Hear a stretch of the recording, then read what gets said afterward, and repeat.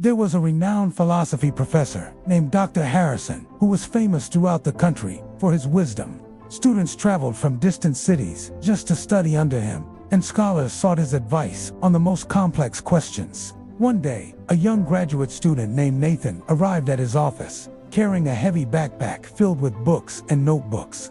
Nathan was brilliant, top of his class, published researcher, winner of academic awards. But he was also anxious, overwhelmed, and stuck. Professor Nathan said, sitting down nervously, "I've come to you because I need wisdom. I've studied everything: philosophy, psychology, neuroscience, literature. I've read thousands of books. I've attended every lecture. But I feel more confused now than when I started. I can't find clarity. I can't make decisions. My mind is constantly racing, but I'm not moving forward. Please, teach me what I'm missing." Professor Harrison smiled gently. "I'd be happy to help, but first, would you like some tea?" "Tea?" Nathan looked confused but nodded. "Sure, I suppose." The professor stood and prepared tea for both of them. He placed a cup in front of Nathan and began pouring from the teapot. The cup filled quickly, but the professor kept pouring. The tea overflowed, spilling onto the saucer, then onto the table, then dripping onto the floor. Nathan jumped up. "Professor, stop. The cup is full. It can't hold any more." Professor Harrison stopped pouring and set down the teapot. He looked at Nathan calmly. "Exactly." Nathan stared at the overflowing tea, then back at the professor. "I don't understand." "You came here with a full cup," the professor said, pointing to Nathan's bulging backpack. "You filled your mind with every philosophy, every theory, every opinion, every piece of knowledge you could find. And now you're wondering why you can't learn anything new, why you can't find clarity, why you're stuck." He gestured to the overflowing tea.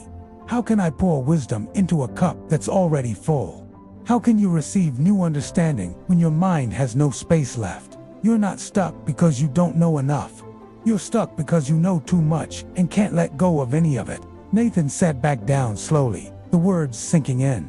"But everything I've learned is valuable. All this knowledge, all these perspectives, they're all important. How can I just let them go?"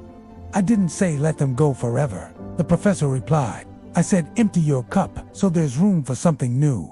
Tell me, Nathan, when you're trying to make a decision, what happens in your mind?" Nathan thought for a moment. "Every possibility floods in at once. Every theory I've read, every argument I've studied, every counterpoint, every perspective.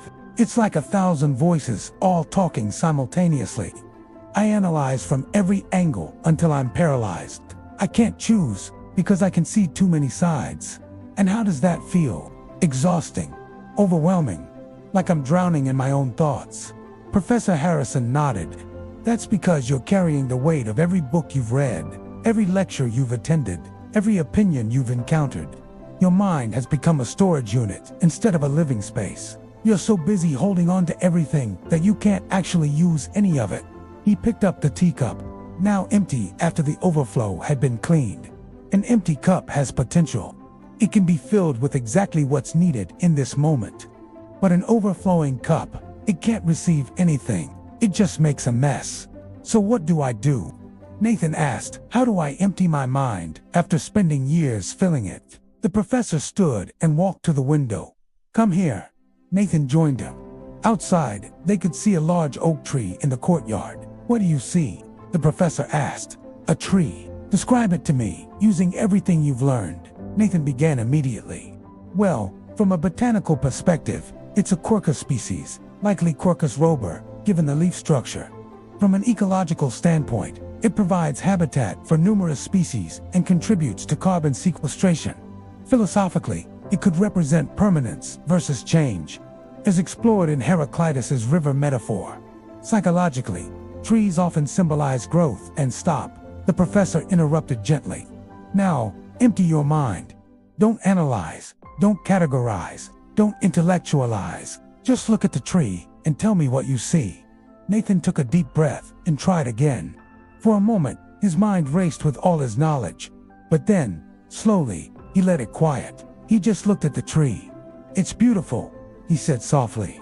"The way the light filters through the leaves, the way the branches reach toward the sky. It's strong and peaceful at the same time. That, the professor said, is what happens when you empty your mind. You stop analyzing life and start experiencing it. You stop drowning in information and start swimming in understanding. Nathan felt something shift inside him. But doesn't emptying my mind mean throwing away all the valuable things I've learned?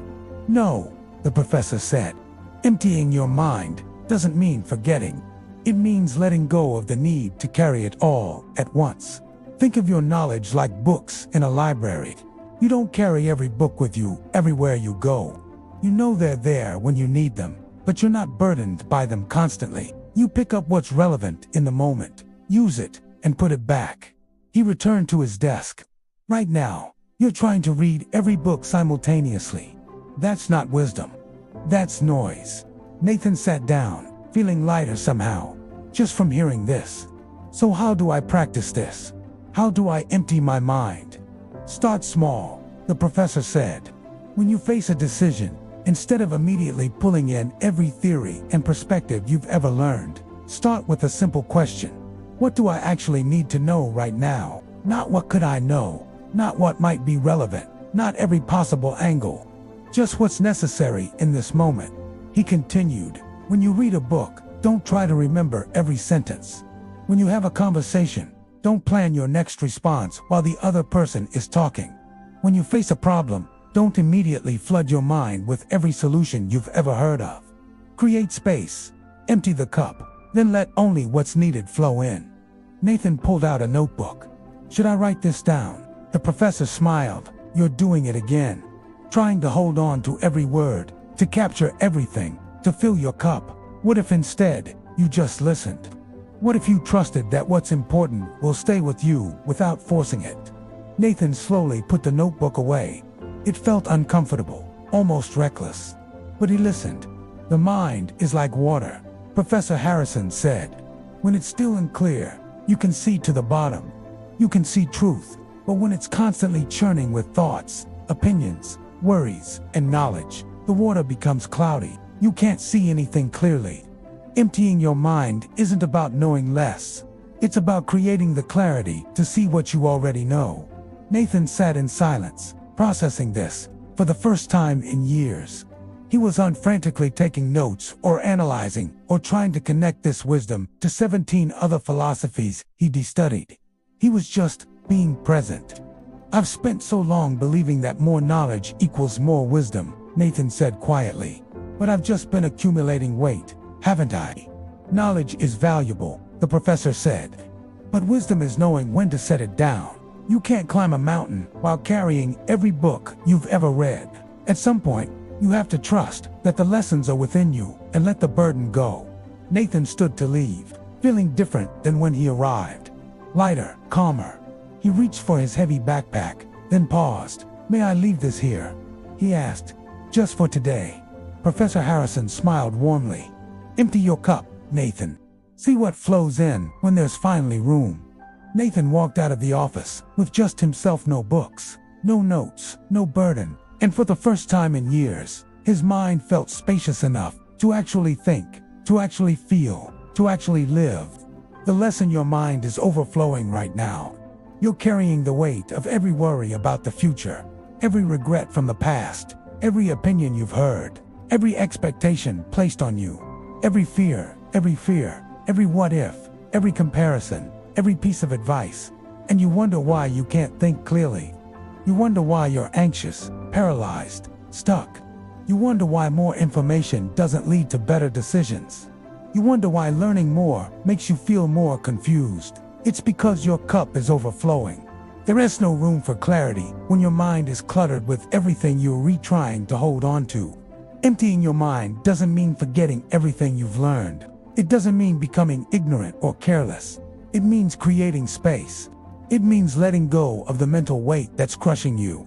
It means choosing what to carry instead of carrying everything. You don't need to analyze every decision from 18 different angles. You don't need to remember every piece of advice you've ever received. You don't need to worry about every possible future outcome. You don't need to replay every past mistake. You don't need to hold on to every opinion that contradicts your own. Empty the cup, create space. Let what's important remain, and let everything else flow away. Right now, you're drowning in your own thoughts. You're paralyzed by overthinking.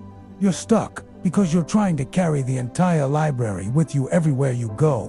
What if you set it down? What if you trusted that the wisdom you need will be there when you need it? What if you stopped filling your mind and started clearing it? An empty mind isn't weak, it's powerful. It has space for creativity, clarity, presence, peace. An overflowing mind is just noise pretending to be knowledge. Empty your mind, not to know less, but to see more clearly. Not to forget, but to finally remember what actually matters. Not to be ignorant, but to be wise. The cup that's already full can receive nothing new. Empty it and discover what flows in when there's finally room.